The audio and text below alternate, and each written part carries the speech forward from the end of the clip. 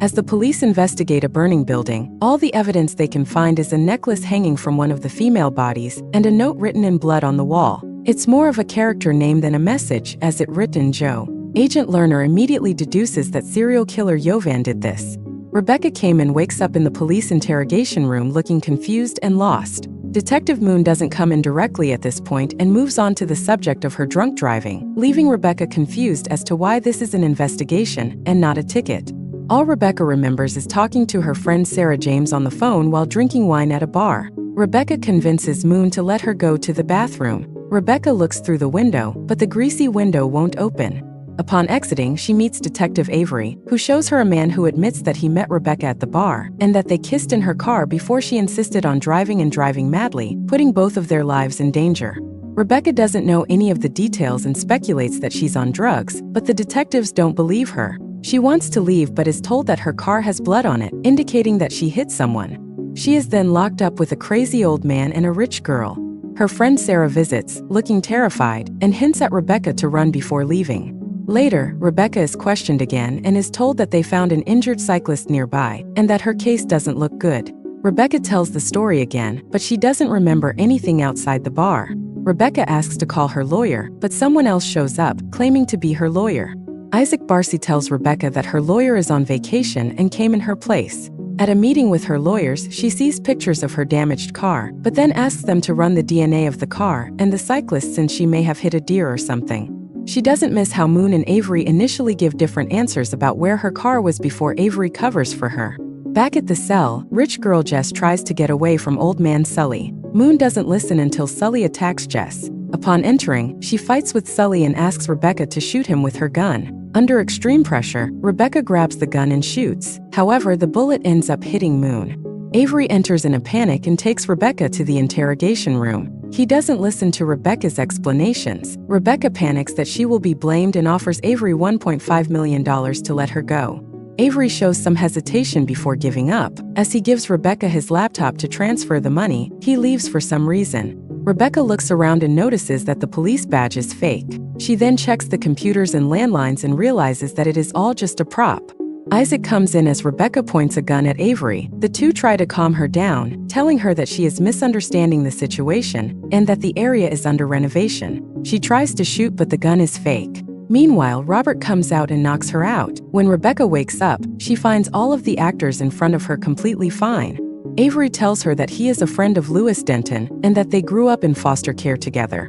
Rebecca worked for Lewis and was having an affair with him, an extramarital affair on Lewis's part. Lewis and his employees died in an office fire and Avery believes that Rebecca stole Lewis's $8 million. Rebecca tells him that she loves Lewis and one day he appears to her and gives her a key to $2 million and tells her that someone is after him. Lewis dies the next day and Rebecca now has only $1.5 million, which she has already offered to Avery.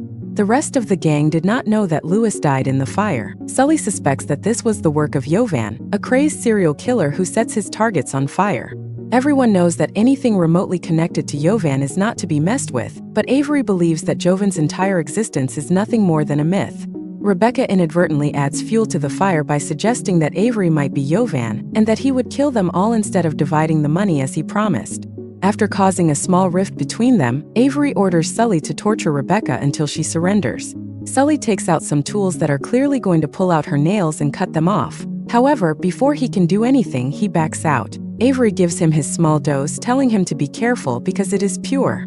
During the short break, Robert tries his luck by trying to trick Rebecca into thinking he is a nice guy and gives her back her pills. Avery is reluctant but lets him. However, things turn sour when Rebecca manipulates him into taking her to the bathroom just to make sure Avery trusts Robert. She then tries to escape using a blade she found, but Robert catches her. She threatens Robert with the blade, believing that Avery will not shoot with him in between. However, Avery doesn't care and shoots Robert in the leg so he can capture Rebecca. Rebecca is taken back to the interrogation room. Since Robert can't be taken to the hospital, everyone watches him bleed to death. They then head back to where Rebecca once again tries to turn everyone against Avery. Avery resolves the situation and tells Sully to do his job now. However, before Sully can start using his tools, he has a heart attack and dies instantly.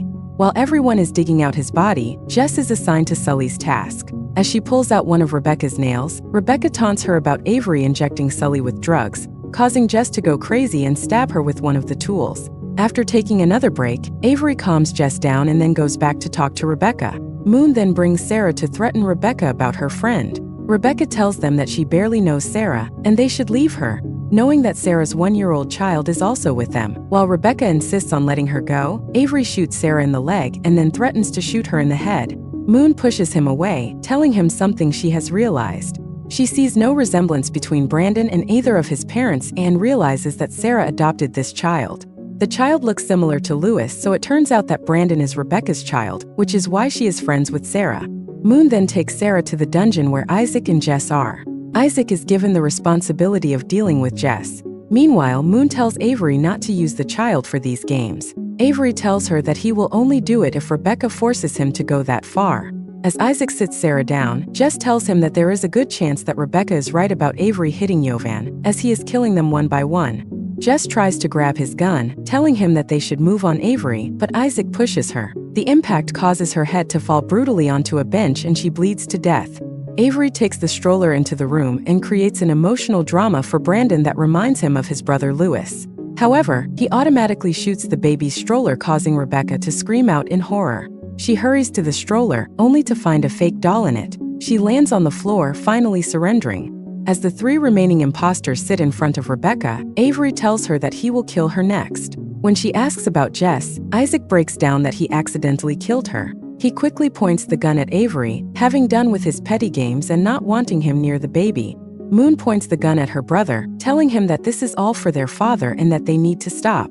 Avery tells Isaac that his gun is empty because he always knew Isaac wasn't a bad guy. However, after manipulating him into calming down, Avery slams Isaac's head into the wall multiple times, killing him. Moon finally shows some self-respect when she points her gun at Avery for what he did. Rebecca offers her money in exchange for her freedom, which Moon decides to accept. Moon and Avery get into a physical fight with each other as the gun lands on the floor. They are dragged out of the room as they fight while Rebecca frantically tries to free herself to get the gun off the floor. Avery manages to kill Moon, and when he returns, he picks up the gun from the floor and confronts Rebecca. Rebecca calmly reveals how good she is at reading people. She used Robert for her own convenience, and he wouldn't have bled to death if she had not cut him open even more before dropping the blade. She notices that Sully drinks a lot of coffee, so she drops her pills in the coffee on her way to the bathroom with Robert, effectively killing him with an overdose.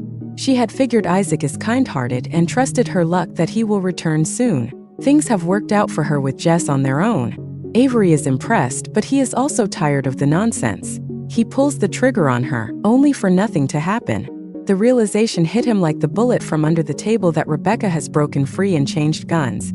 She then shoots him several times before nonchalantly walking to her child. Sarah comes out of the other room after freeing herself. Rebecca tells them that they need to hurry up and leave.